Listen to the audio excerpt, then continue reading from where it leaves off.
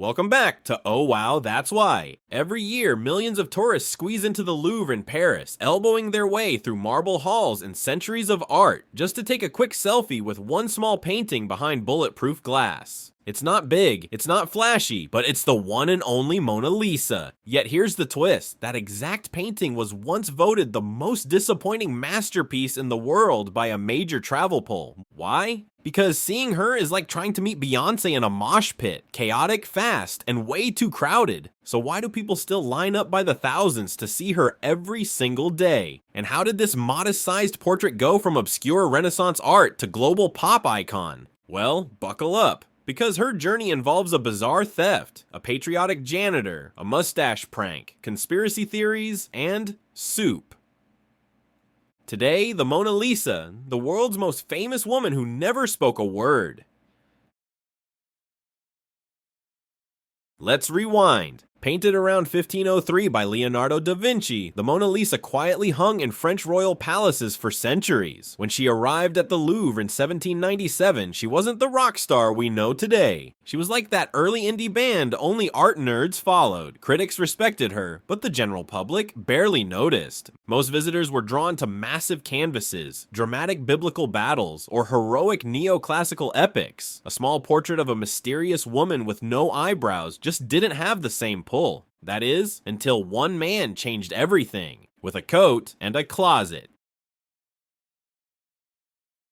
On the morning of August 22nd, 1911, a Louvre employee arrived expecting to see the Mona Lisa. Instead, he saw nothing. She was gone. At first, staff assumed she'd been taken for cleaning. But after some awkward calls, reality hit. Someone had stolen the Mona Lisa, and no one had noticed for over 24 hours. The thief? Vincenzo Peruggia, an Italian handyman who used to work at the museum. He hid in a supply closet overnight, and the next morning, wearing a worker's smock, simply removed the painting from the wall, tucked it under his coat, and walked out. This was before alarms or security cameras. Basically, if you had enough nerve and a big enough jacket, you could take home a Renaissance masterpiece.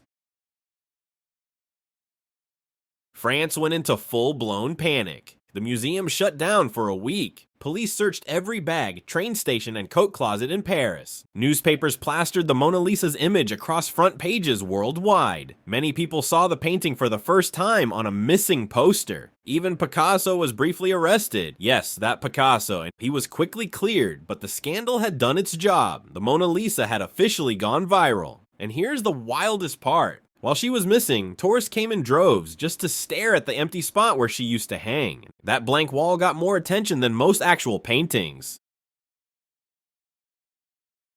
In 1913, an Italian art dealer in Florence received a strange letter. The sender claimed to have the Mona Lisa and wanted to return her to Italy, her true home. The dealer immediately alerted authorities and arranged a sting. Sure enough, Vincenzo Peruggia showed up, with the painting hidden in a trunk under his bed. He claimed it wasn't theft, as it was patriotism. He said France had stolen Leonardo's art and he was just bringing it home. Spoiler, France had legally bought it from Da Vinci himself. But okay, Vincenzo, sure. He served just over a year in prison, and somehow became a folk hero in Italy.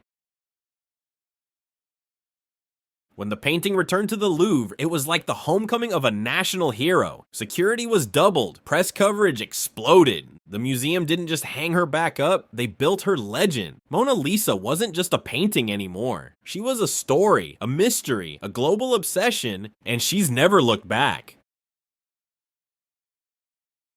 One reason people stay obsessed with her is the expression. Her smile is famous for being unsettling. It's there, and it's not. She looks amused, mysterious, maybe even a little smug. Da Vinci used sfumato as a smoky blending technique that left no harsh lines, only soft transitions. The result? A face that changes with the light, your angle, or even your mood. Her smile seems to flicker. Her eyes follow you across the room. She doesn't just look at you, she sees you. It's haunting, it's brilliant, and it keeps people coming back. Most historians believe she was Lisa Gherardini, the wife of a Florentine silk merchant. But here's the kicker, Leonardo never gave the painting to the client. Instead, he kept it for 16 years. He traveled with it, worked on it endlessly, died with it in his possession. Why? Some say it was his greatest work, too personal to give away. Others think she's a mashup of multiple muses. And Freud? He believes she was Leonardo's mother. Classic Freud. One painting, infinite theories. After the heist, Mona Lisa exploded into pop culture. In 1919, artist Marcel Duchamp drew a mustache on her and gave her a cheeky French nickname. In the 1960s, Andy Warhol mass-produced her image alongside Marilyn Monroe in soup cans. Since then, she's appeared in ads, cartoons, music videos, anime, TikToks, and memes. She's been parodied in The Simpsons, printed on t-shirts, and even turned into NFTs. She's not just art anymore, she's a celebrity. In recent years, climate activists have attacked her, not because they hate the painting, but because they know she'll make headlines. Soup, cake, glue, all thrown at her bulletproof case. Why her? Because Mona Lisa is the biggest stage in the art world. She's a symbol, a spectacle, a cultural lightning rod.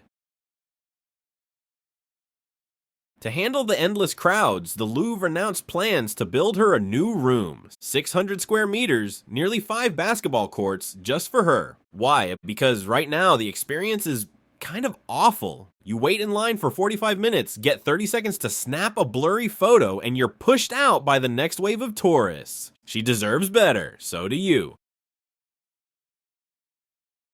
Here's the question. If Perugia had stolen a different painting, would that one be the icon today? Maybe. Theft gave Mona Lisa a story. Media gave her a stage. Pop culture made her a brand. And the internet turned her into a meme. She's the world's first viral painting. Not just seen, but shared. Why is she the symbol of protests, culture wars, and attention itself? Because when something becomes this famous, it stops being just itself. Mona Lisa is no longer a woman in a painting. She's history, power, status, tourism, influence, myth. She's the screen onto which the world projects its ideas. And in that sense, she's not just a work of art, she's a mirror. So, how much is she worth? Officially, she's priceless. But for insurance purposes, the French government once valued her at $850 million in 1962. Today, over $1.1 billion by some estimates. But truthfully, she can't be bought, not by any billionaire, not at any price. It's because she doesn't belong to a person, she belongs to the world.